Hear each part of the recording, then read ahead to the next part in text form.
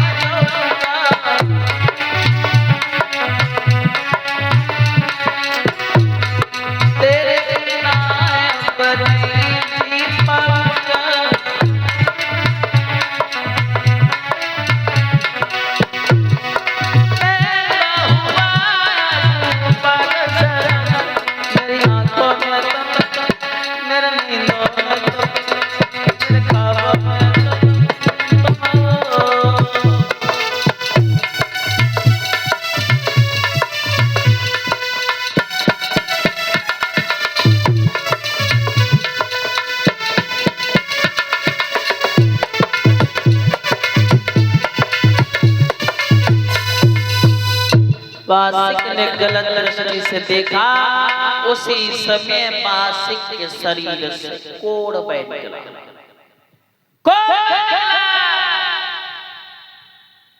वैसे रक्त बहने लगा, पीप बहने लगा, खून बहने लगा। बासिक परेशान हो गया, भाग करके अपनी रानी के पास में आ गया, कहने लगा, रानी तुमने मेरे साथ में ये क्या किया। वैसे ही रानी पूछ बैठी, महाराज ये कैसा हो गया। रानी बोली, कैसे ये हालत बनी बैठी, ये पूछे रानी तुम्हारी है।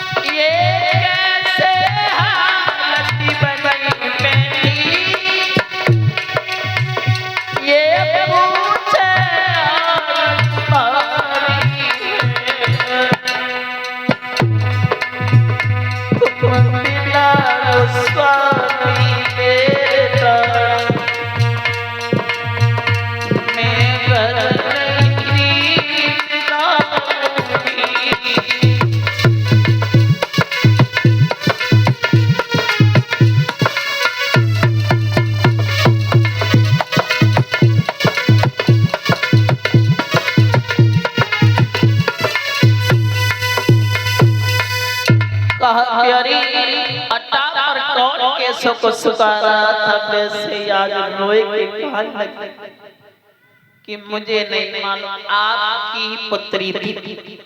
उसी दिन बाद से तो समझ में आ गया आज तुमने मेरे साथ में बहुत बुरा किया है, मुझे बताया है और मैंने गलत दृष्टि से देखा, मेरे शरीर से कोड़ बह रहा, अब मैं नहीं बचूंगा।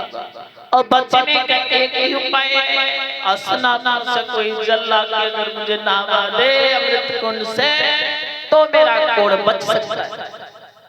उसी समय सभी कहने लगे, तब तक नमलदे आ गए। नमलदे कहने लगे पिताजी मुझे अज्ञात हो, मैं जल ले जाऊंगा। नहीं बेटी तुम ना जाओ, क्योंकि वहां परीक्षित पहरा लगा रहा है और परीक्षित पहरा लगा रहा है तो मैं जाने के बाद वापस नहीं आने देगा। कहा पिताश्री पागल, मैं क्यों जाऊं और यो वापस आऊं, क्योंकि मैं बहुत विद्या में सिकुड़। अरे बेटी तुम विद्या में सिकुड़ तो वो भी धन्वंतर का चेला है। वैसे ही बात कहने लगा, बेटी ना जाओ मेरी बात सुनो। सुनता मेरी प्राण से प्यारी और मत भर तुम जाओ बाप परीक्षित बलदारी। मत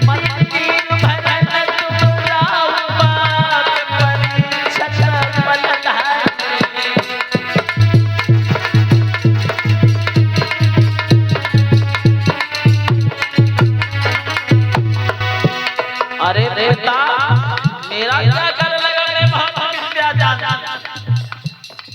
कहने लगे सुनो पिता,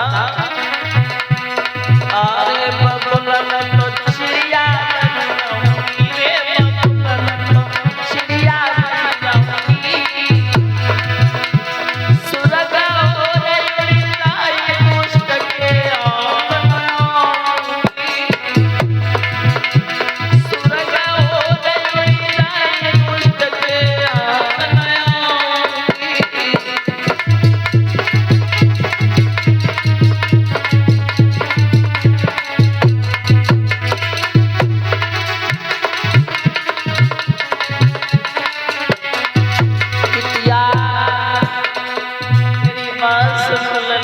चिड़िया बन गए उतर मत को चला। बाजू की बन गए, बाजू की बन गए।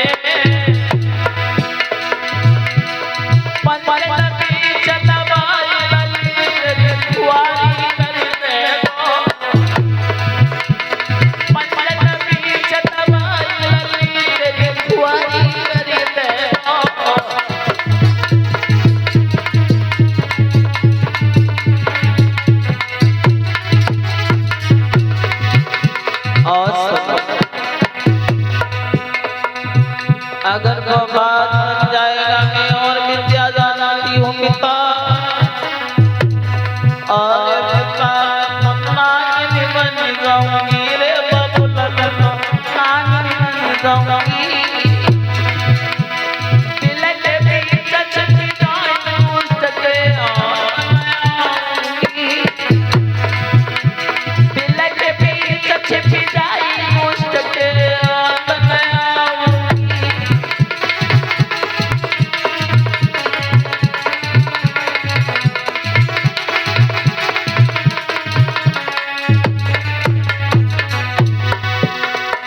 अगर बिल में छिप जाओ धनवंतर का चेला है कम का। मेरी बात सुनो, अरे लली वो तो बरुआ बन गए रे, वो तो बरुआ बन गए। पीन पे बहुत मचाई लली तेरी कुंवारी करी दे।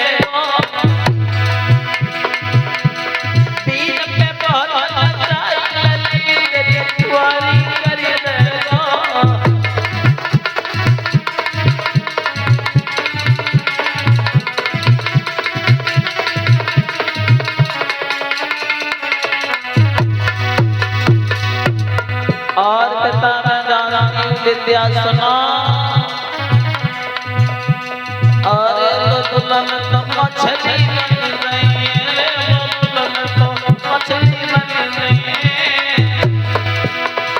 जल के बीच छिप जाई दुष्ट ते और नया आऊंगी।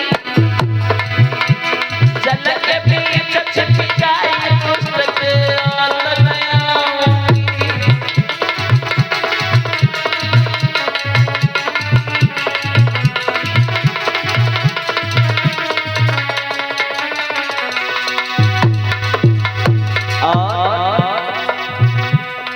अगर तुम मछली बनोगी तब अरे बिटिया वो बगुला बन जाएगो रे, अरे वो बगुला बन जाएगो। सोच के बीच दबाई लली तेरी कुआरी करी देगो। सोच के बीच दबाई लली तेरी कुआरी करी देगो।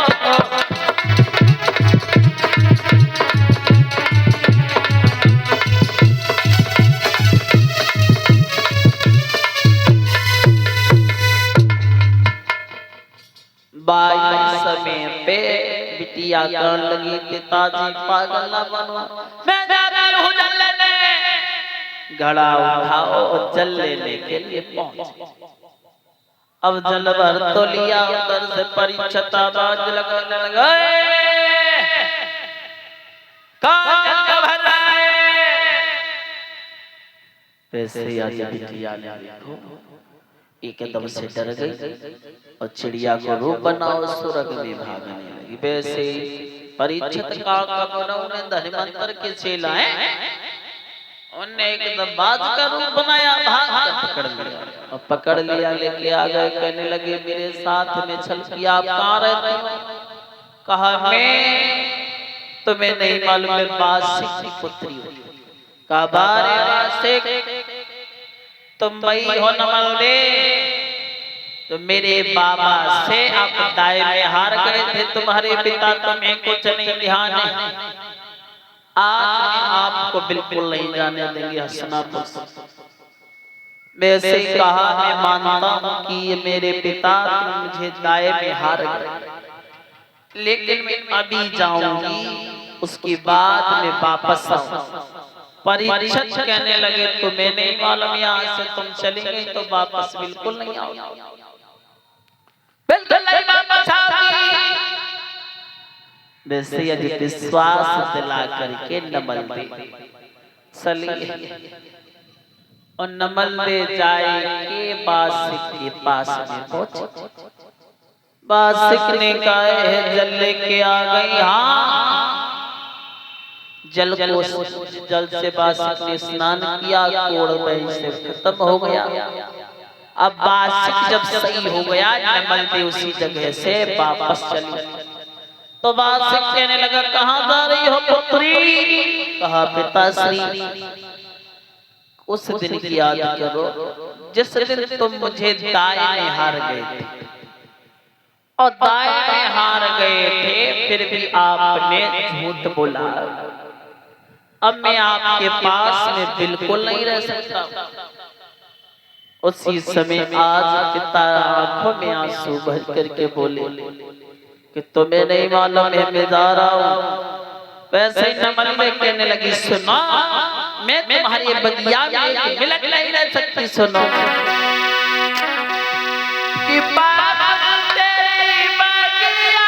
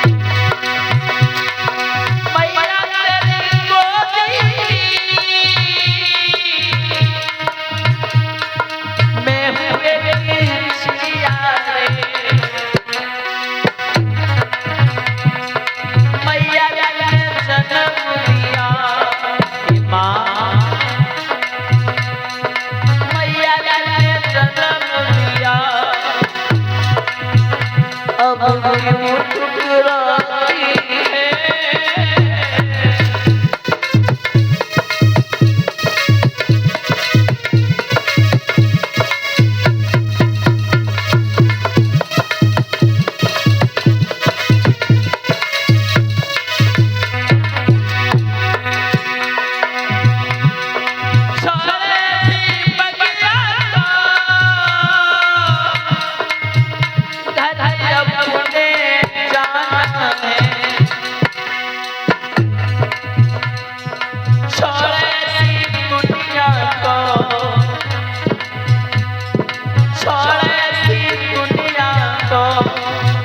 घर हरिया का सजाना है।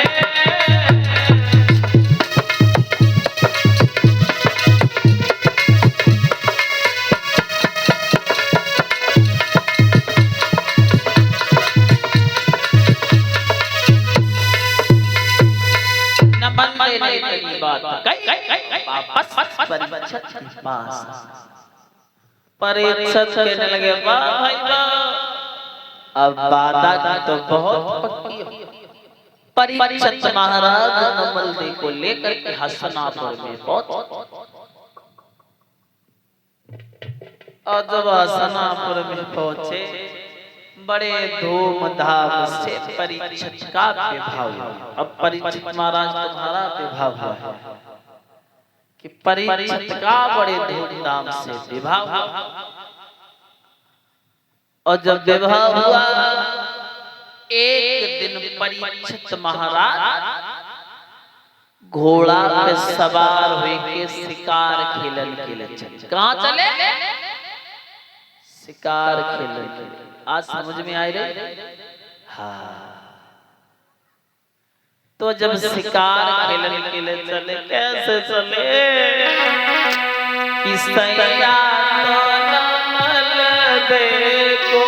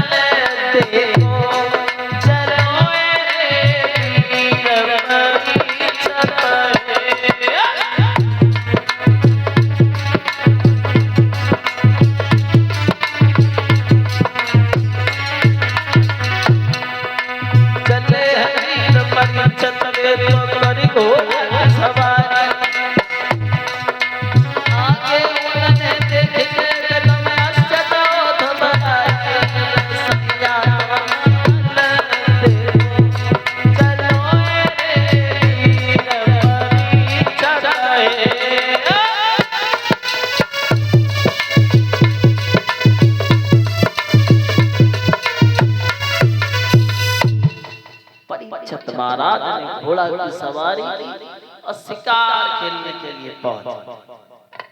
तो इन्होंने शिकार खेली का देखो ये चारों तरफ देख रहे हैं भाई सबे इन्हें कोई नजर नहीं। आओ एक संकीर्तन हो जाए फिर आगे देखते हैं भगवान की कथा सभी लोग बोलेंगे।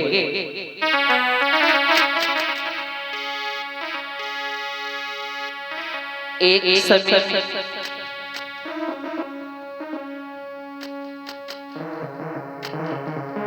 सभी लोग बोलेंगे तेरी अखियाँ है जादूवरी।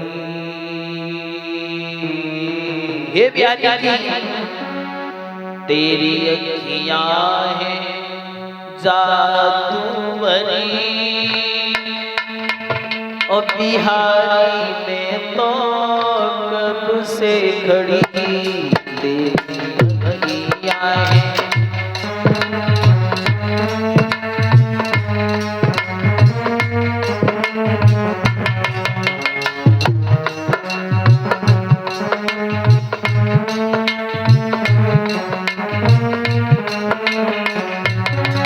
एक भक्त कहता है प्यारी अखियों में वो जादू है,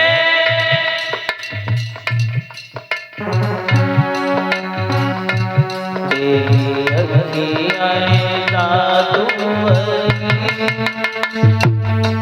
बिहार में तो कब से खड़ी आए।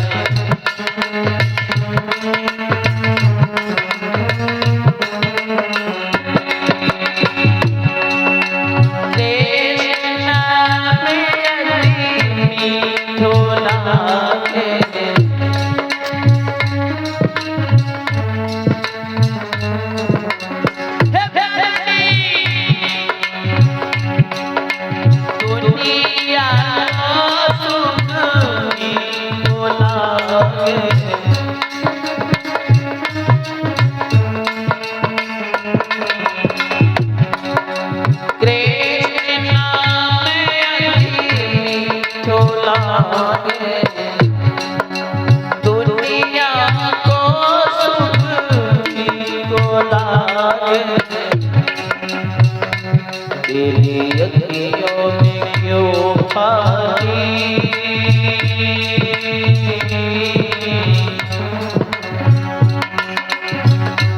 तेरी अखियाँ है जादू भरी बिहार में तो कब से खड़ी।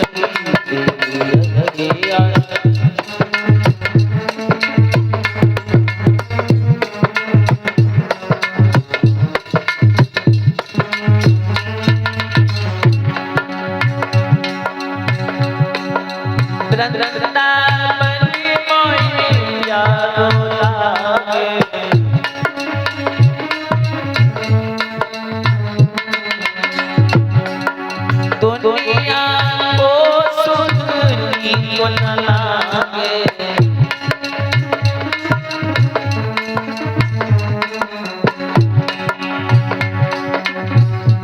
मेरी आसों की मोती जगी, ये प्यारी तेरी अखियाँ जादू भरी बिहार में तो कब से जगी अखियाँ।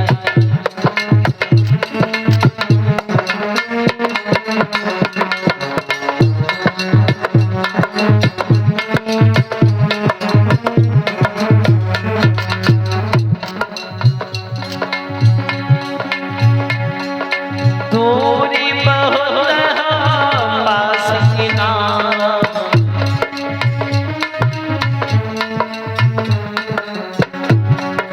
कैसे आऊं तुम्हारी लगी,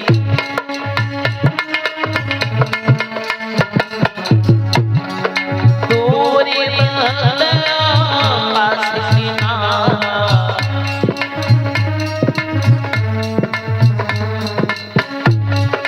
कैसे आऊं तुम्हारी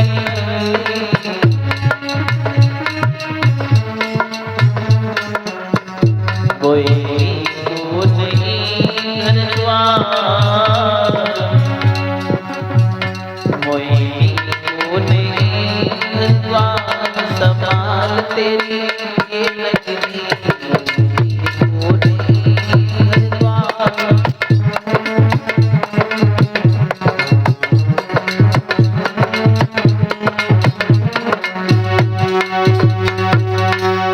बोलिए गोविंद भगवान।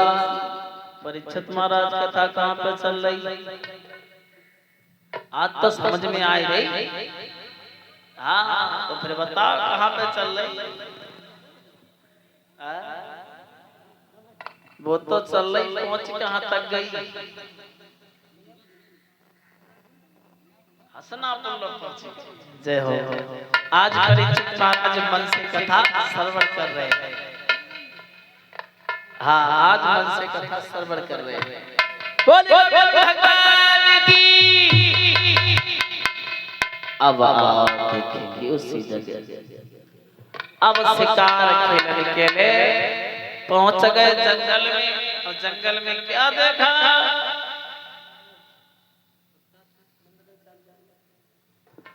वैसे उसी दर से एक गाय आ रही है मांगती हुई रोती हुई